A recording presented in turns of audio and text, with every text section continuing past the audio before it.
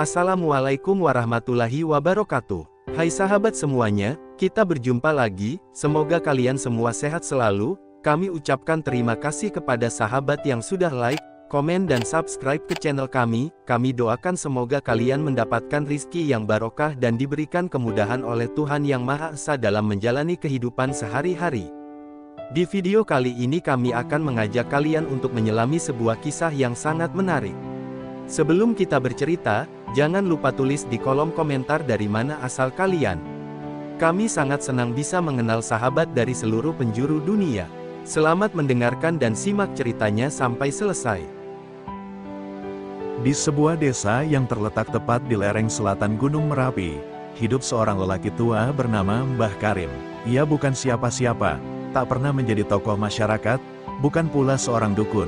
Tapi seluruh warga desa mengenalnya dengan satu sebutan, penggali makam. Namun di balik cangkul dan tanah yang setiap hari ia hadapi, ada sebuah rahasia yang selama bertahun-tahun ia pendam. Hingga suatu malam, saat awan panas menggantung di langit, Mbah Karim memutuskan untuk bicara.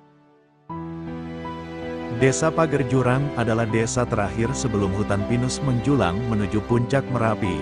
Sejuk, namun tak pernah benar-benar tenang. Gemuruh perut bumi selalu terdengar samar-samar, bagai suara genderang kematian yang belum waktunya. Sejak usia 20, Mbah Karim sudah dipercaya menggali makam. Ia menggantikan ayahnya yang meninggal saat terjadi letusan besar tahun 1969. Gali dengan niat, tutup dengan doa, begitu pesan terakhir sang ayah yang masih ia ingat. Namun, tanah di kaki Merapi bukan tanah biasa. Ada tempat-tempat yang bahkan para warga enggan lewati. Salah satunya adalah Blok Timur Pemakaman, sebuah area tua yang konon merupakan makam para korban pesugihan. Pada malam Jumat Kliwon tahun 1987, Mbah Karim diminta menggali makam baru di Blok Timur. Yang meninggal adalah seorang pedagang kaya bernama Pak Giman, yang jatuh dari tebing saat berburu landak. Anehnya, tubuhnya tak rusak sedikit pun, padahal jatuh dari ketinggian. Saat menggali tanah, cangkul Mbah Karim menghantam sesuatu yang keras. Sebuah papan kayu tua, rapuh, namun tak membusuk. Ia menyingkapinya, ternyata itu peti mati lama, tanpa nama.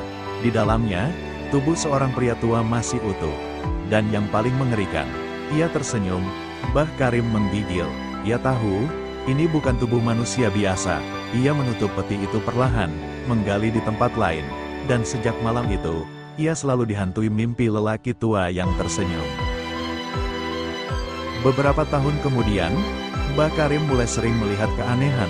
Kuburan yang ia gali di Blok Timur sering berisi tanah merah menyala, padahal tanah di sekitarnya hitam pekat. Ada pula suara gamelan terdengar dari bawah tanah saat ia menggali pada malam hari. Warga lain tak percaya, mengira itu hanya halusinasi orang tua. Namun, pada suatu malam saat hujan deras, ia mendengar suara tangis dari dalam salah satu makam baru. Ia mendekat, meletakkan telinganya di nisan, dan jelas terdengar suara perempuan berbisik, "Pak, jangan dikubur aku belum mati." Esok paginya, warga geger karena makam itu terbuka sendiri, dan jenazah di dalamnya tidak ada. Di usianya yang makin senja, Mbah Karim mulai mengungkapkan sebagian pengakuannya kepada seorang wartawan muda, Haryo, yang sedang menulis tentang kebudayaan Merapi. Dalam satu wawancara, Mbah Karim berujar lirih. Ada orang-orang yang tidak benar-benar mati, tapi dikubur agar tak mengganggu yang hidup. Ia bercerita tentang seorang kepala desa yang memakamkan istri keduanya hidup-hidup, agar hartanya tidak dibagi. Tentang bayi yang dikubur sebagai tumbal gunung. Tentang orang-orang yang dikutuk oleh tanah, karena pernah bersekutu dengan kekuatan hitam. Haryo menganggap semua itu legenda, sampai ia sendiri melihat makam bergerak pada malam Jumat Legi. Tahun 2010, saat Merapi meletus besar, ratusan korban dimakamkan secara massal. Mbah Karim, meski sudah sepuh, tetap menggali. Tapi malam itu, ia melakukan sesuatu yang berbeda. Ia menaburkan bunga 7 rupa bukan di atas, tapi di bawah jenazah. Ia mengaku pada Haryo, itu untuk menenangkan yang kelaparan. Kalau tidak, mereka akan memakan yang baru datang. Malam itu, Salah satu lubang makam yang ia gali menganga lebih besar dari sebelumnya. Seorang sukarelawan yang memegang senter mendekat, lalu terseret ke dalam tanah, hilang tanpa jejak. Beberapa bulan setelah letusan, Mbah Karim semakin sering bicara sendiri. Ia menyebut nama-nama yang tidak dikenal orang desa. Nama-nama kuno, dari masa kerajaan Mataram Islam. Ia juga sering menggali malam-malam, bukan untuk mengubur, tapi untuk membuka makam lama. Haryo yang kembali ke desa itu mendapati makam-makam tua kini diberi tanda merah. Itu penanda, kata Mbah Karim, penanda bahwa yang dikubur di situ tidak boleh dibangunkan. Suatu malam, Haryo merekam suara Mbah Karim berbicara di tengah makam. Saat diputar ulang, suara rekaman berubah menjadi nyanyian berbahasa Jawa kuno, tidak ada yang bisa menerjemahkannya, namun membuat bulu kuduk berdiri. Pada hari Senin Legi, Mbah Karim memanggil Haryo ke rumahnya. Wajahnya pucat, suaranya lirih. Kuburan terakhir yang kugali, bukan untuk orang mati, tapi untukku sendiri. Ia bercerita bahwa sejak bertahun-tahun lalu, ia telah diberi pesan oleh leluhur penjaga gunung, bahwa ia bukan sekadar tukang gali makam, tapi penjaga batas antara dunia orang hidup dan dunia orang mati. Kalau aku berhenti, batas itu akan terbuka, dan mereka akan keluar. Seminggu kemudian, Mbah Karim hilang.